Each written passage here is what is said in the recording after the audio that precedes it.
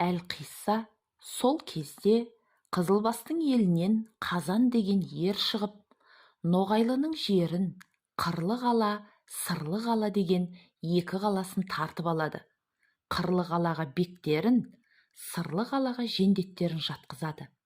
Қазанның бұл хабарын төменгі 40 мың үйлі қиятта Сейілдің ұлы Қараман батыр естіп, аттың жалын тартып, атадан ер болып туғасын, Ноғайлының жеріне Қызылбастарды қондырып қоюымыз сүйекке таңба емес пе деп елінен аттанып шықты.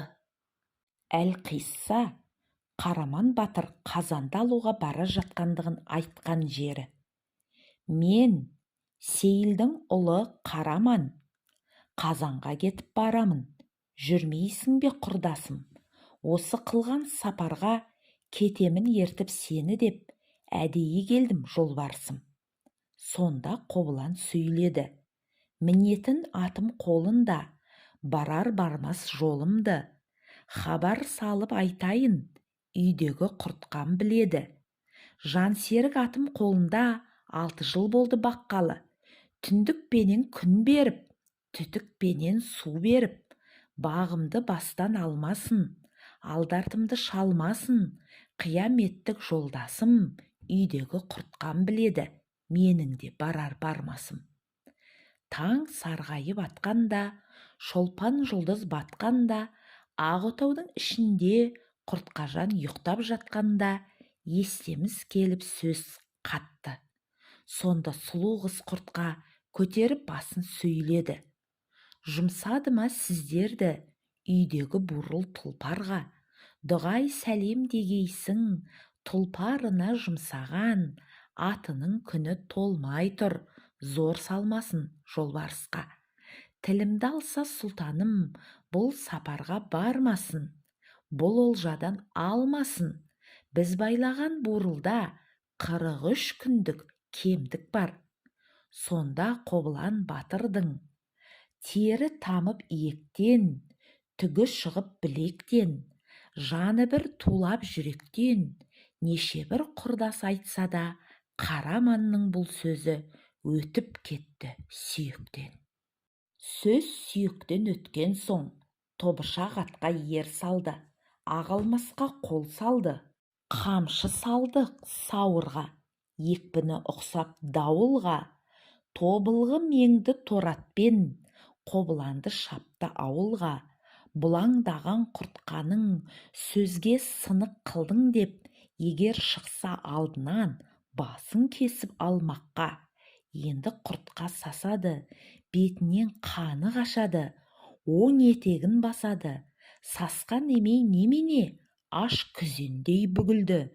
Құртқа жаннан түңілді, сасып жүріп жол тауып, ақыл менен ой тауып, түтікпенен су берген, түндікпенен күн көрген, ақырда тұрған бурылды шығарып ептеп алады, мойнына арқан салады, шылбырынан жетелеп, Қобыландыдай бөрінің бұлаңдаған қыз құртқа алдынан кетіп барады. Туғалы күнді көрмеген, түнектен шыққан тай бурыл айдалаға шыққан соң түлкідей көзі жайнайды, қаруы сыймай қайнайды, көлденең жатқан көк тасты сулығым деп шайнайды. 12 құлаш кезеңнен атылып бурыл ойнайды. Қыз құртқаны көтеріп, бурыл көкте екі ұшты. Салмағымен қыз құртқа алып жерге бұл түсті. Жазығы әйел демесең, құртқа қызда тым күшті. Сол уақыттар болғанда, батыр жанына келгенде қамығып құртқа сөйлейді: асқар төбе белдігі, аздың бар ма теңдігі, құрдастың жоқты елдігі, жалғыздарға жар болған Алланың көп дүр кеңдігі. Үш ұшар ең аспанға, бір ұшуың кем болды. Мен қайтейін тай бурыл, 43 күннің кемдігі. Жиылған жұртпен қоштасып, Қобыланды сынды батырың тай бурыл атқа мінеді, беліне семсер іледі. Ақ сауытың бөктеріп, Дүйсенбі күні сәскеде Қараспан тауын бөктерлеп, кешегі кеткен қияттың Қобыландыдай батырың соңынан желіп жөнелді.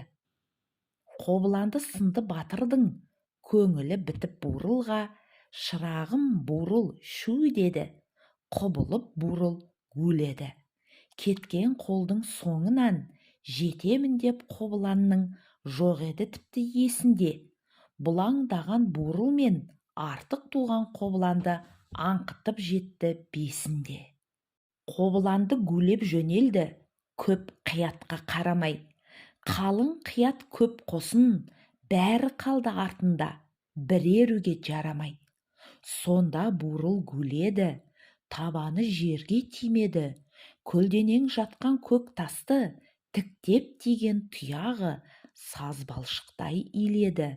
Арандай аузын ашады, аяғын топ-топ басады, бір төбенің тозаңын бір төбеге қосады. Кешке таман тайбурыл жын қаққанға ұқсады. Құлан менен құлжаның ұзатпай алдын тосады. Көл жағалай отырған көк құтан мен қарабай көтеріліп ұшқанша белінен басып асады. Дуадақпен жек қалды, әлде түрік әлде шын, ақ қарабас ылашын өлген құсты жеп қалды. Ебелек ұшпас елсізден, көбелек ұшпас көлсізден, адам жүрмес жерлерден, батпақ ылай көлдерден, асқар белдерден жалғыз шауып жол шекті. Намаздыгер өткенде, намаз ақшам жеткенде, Қазанның сырлы қаласын Қобыланды батыр көреді. Бес ағаштың түбінде Қазанның алған жылқыға ағыны қатты бурылмен аңқытып келіп жолықты. Көк алалы көп жылқы, бәрі құлақ ен жылқы, гулетіп жылқыны алады, айғайлап жиған көп жылқы бір уыс болып қалады. Жылқыны қырға шығарып, Қазанның сырлы қаласын қайта айналып шабады. Бетіне қалқан далдалап, қақпадан атын қарғытты, қандектен оғын ырғытты, туырлығын тоқым ғып, керегесін отын ғып, мал шығармай салаға, ел шығармай далаға, өтірік емес жанаға, Қазанның сырлы қаласын бұзып жабырып Қобылекең 12 күн дегенде жалғыз жанды құтқармай айдап шықты далаға. Сырлы қаланы алады, адамын жөнге салады, қаланың қиғаш қасына, қасқарлық таудың басына, бұлаңдаған бурылмен батыр Қобылан шығады. Құртқаның сөзін сынады, жан жаққа көзін салады, батырдың көзі шалады. Қалың қият көп қосын 12 күн дегенде оларда келіп қалады. Өзі жатқан Қазанның қырлы дейтін қаласын 40 мың қолды әскермен 6 қабат орының сыртынан орып алады. Қараман атты батырың аламын деп ала алмай, 6 қабат орынан қарғытып ішке ене алмай, қайраты жетіп тасалмай, 3 күн тұрып сыртында болдыра алмастай болған соң, енді атына мінеді. Мініп алып атына тауда жатқан батырға Қараман өзі келеді. Қараман Қобылан қосылып, қосынға келіп енеді. Ордың шығып басына, қаланың келіп қасына, Қобыландыдай батырың бурыл атқа шу деді. Бүктеле беріп жазылып, бурыл бұлқып гуледі. 6 қабат орынан 7 қабат қалаға қояндай ырғып жөнелді. Ортасына шаһардың бурылы барып топ етті. Жердің шаңы бұрқ етті. 4 аяқты тиген жер тесіле жаздап солқ етті. Қалаға Қобылан кіргесін, іркілмей кіріп кеткесін, балада болса келбетті. Ен алмай қалды Қараман, ордың сыртын айналып, арыстан туған қобыланды көп әскерге келді кез, 40.000 атты қызылбас қолына жасыл ту алған. Арыстан туған қобыланды ақ білегін сыбанып, көңілі тасып келеді, жауды көріп қуанып. Сол уақытта алдынан қарақасқа ат мінген, алдынан шықты Ерғазан. Жайықтың бойы қамысты, батырлар қылды намысты, ырғай сапты сүңгімен, ырғай-ырғай салысты. Итерісіп тұрысты, ат тізесін бүгісті, бүге-бүге тұрысты. Тебінгіге тер қатып, қақырғаны қан қатып, түкіргені жын татып, қанжар менен қармасты, семсер менен серместі. Қанжар қалды қайысып, семсер қалды майысып. Қан қабақтан төгілді, ерлер жаннан түңілді, аш күзендей бүгілді, екеуінің ақ сауыт шығыршақтан сөгілді. Сол уақыттар болғанда артық туған қобыланды найзасын ырғап ендірді, қазанды аттан төндірді, ат артына міндірді. Ту жығылар ай шықты, ақ денеден қан шықты, суырып алды жан шықты. Ұлы сәске болғанда ортасында қаланың, Ерқазанның аузына қобыланды құйды бал шықты. Қазан аттан құлады, көріп елі шулады. Топтанып тұрған кәпірге қобыланды жалғыз тиеді, бөлек-бөлек қылады, бөлінген қойдай қырады. Жалғыз өзі батырың жойып кетіп барады, қойға тиген қасқырдай сойып кетіп барады. Жолбарыс шапқан құландай жойып кетіп барады. 3000 атты бір сайға, 4000 атты бір сайға қойып кетіп барады. Қайтарында алмаққа тізгінінен қосақтап, түйіп кетіп барады.